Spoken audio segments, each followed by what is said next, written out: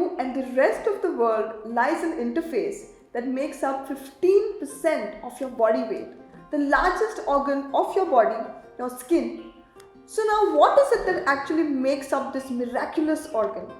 Well, overall the skin actually has two layers.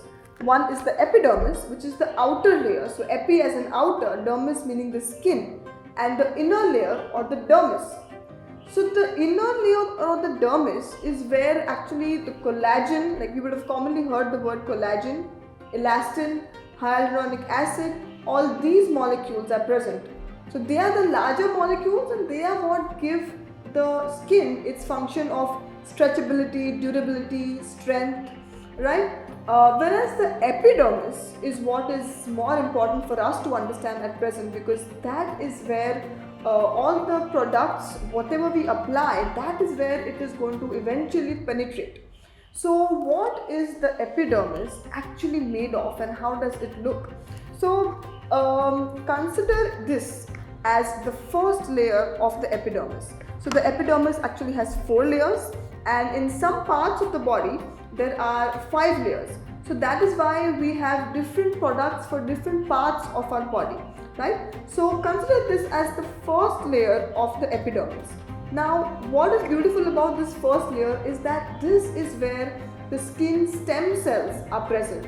So a stem cell is what like a mother is to its baby, right? Similarly, a skin stem cell is the cell which continuously gives birth to a new skin cell all the time, right? So when this skin cell is born in the lowermost or the first layer of the epidermis, gradually it are these same cells which then go upwards, travel upwards and make the second layer. Slowly these cells will go upwards and will make the third layer, and then these cells will go upwards, make the fourth layer, and finally these cells will shed off into the environment. Now what we need to know is how much time does it actually take? So what is the life cycle? Basically, what is the lifetime of one skin cell?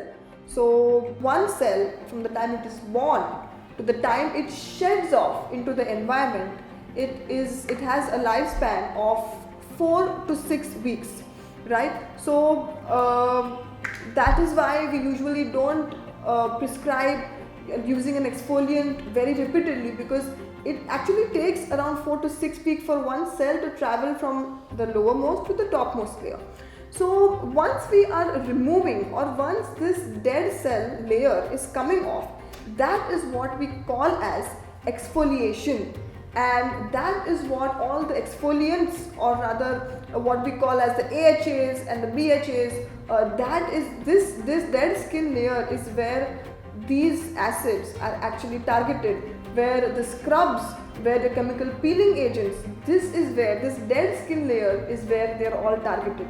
Now why it is important to know this is because there are so many patients who often come and say, doctor, I did see some great results after my first treatment, second treatment, but once I stopped doing it after say 2 sessions, 3 sessions, I saw that it is all going back to normal.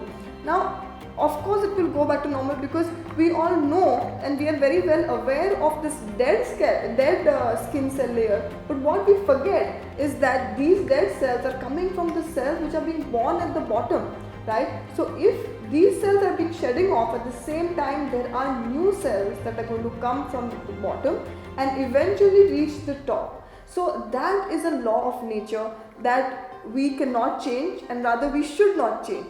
So that is the reason why we need to always get into the process of maintaining our skin.